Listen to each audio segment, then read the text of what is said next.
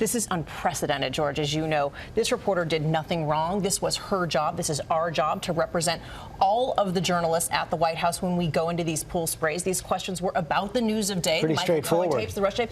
And this is just not what you do in a country that values the First Amendment. It's pretty shocking. Yeah, pretty surprising. Also, an escalation in the attacks on the press. I want to bring in our Chief Global Affairs anchor, Martha Raddatz, on that as well. And Martha, this comes a couple of days after you wrote a powerful piece in the Washington Post after the president went to the Veterans of Foreign Wars and convention, kind of goaded the crowd with attacks on the press.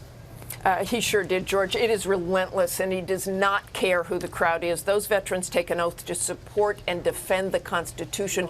So it was very disturbing to watch some of the veterans boo the press when the president told them not to believe the press.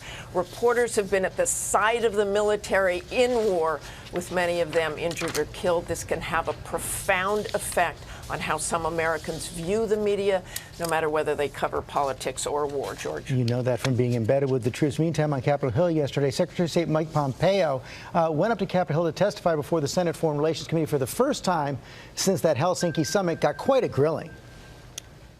Has the president told you what he and President Putin discussed in their 2-hour closed-door meeting in Helsinki? The presidents have a prerogative to choose who's in meetings or not. I'm confident you've had private one-on-one meetings in your life as well. Did he tell you whether or not what happened in those 2 hours? Yes, I've had a number of conversations with President Trump about what transpired in the meeting. Did he tell Putin that I'll release or ultimately relax sanctions? Senator, what you need to conduct your role, your appropriate role, I will provide you today. You asked me about U.S. policy with respect to sanctions, and I can confirm to you that no commitment has been made to change those policies in any way.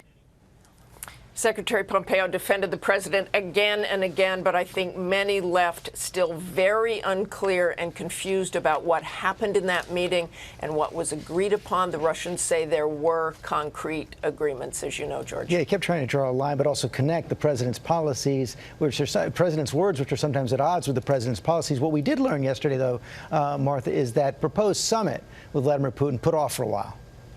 You know, it was in a tweet that the meeting would be this fall. He would come to the White House, but it took nearly everyone by surprise, including the Director of National Intelligence, Dan Coats. And after that Helsinki meeting, Trump faced a slew of criticism, including at that hearing yesterday where the Republican Chairman Bob Corker said Trump looked submissive and deferential to Putin. The White House apparently now thinking a second meeting so soon after Helsinki is not such a good idea, George. Yeah, next year at the earliest. Martha Raddatz, thanks very much.